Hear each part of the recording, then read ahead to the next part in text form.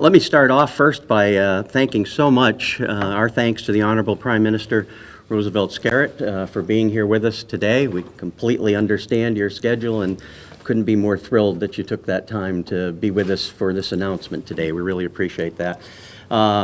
Mayor Quinones is the general manager here, I'm sure you know, and folks that you may not have met before, Charles Smith, Tut Smith, out here in the audience, is one of the original founders and president of Clear Harbor. So he gets to come out with me every once in a while and make sure that I'm doing my job. I guess that's his primary responsibility.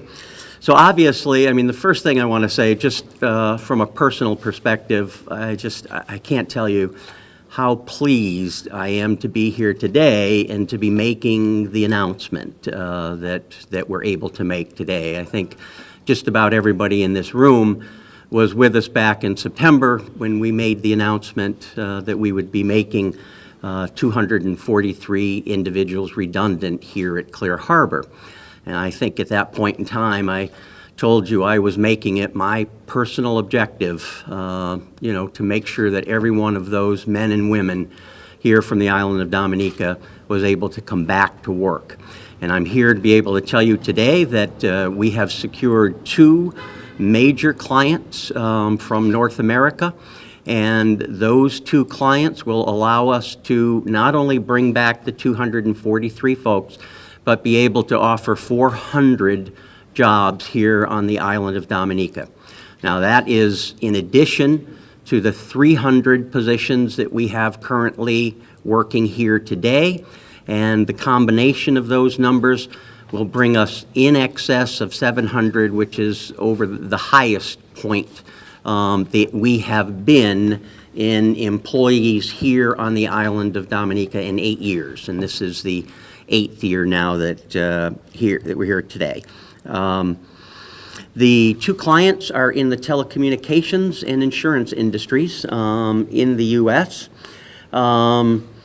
We've actually started already. We've brought back about 60 of the original employees. They are now in training in the building that you just came through.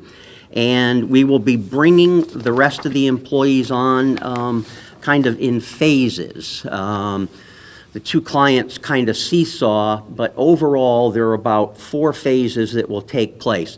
The end of March, we'll be bringing about 88 more folks back after the 60 that we brought. In April, the end of April, there'll be about 110 folks that will be returning. 118, excuse me. The end of June, another 118 folks. And then in July, about mid-July, we'll bring the last group that we know of that will bring us over the 700 number of about 88 folks in mid-July. So by mid-July, we should have added an additional 400 or so folks back here to the employment ranks. Obviously, our objective is to bring back all of the folks that have worked for us before. As I've said before, we have a procedure for that was set up before the employees actually left the company, so they know how they would be returned, in what order, and so on and so forth. As you can see, we're doing the announcement here in this building because obviously this is going to require us to take on more space here in Dominica. This building, which we call C3, I'm not sure why, but it's called C3, will be the 4th building that we have in place here in Dominica. 3 of them comprise our campus right here in Canefield. The building you came through was the first building.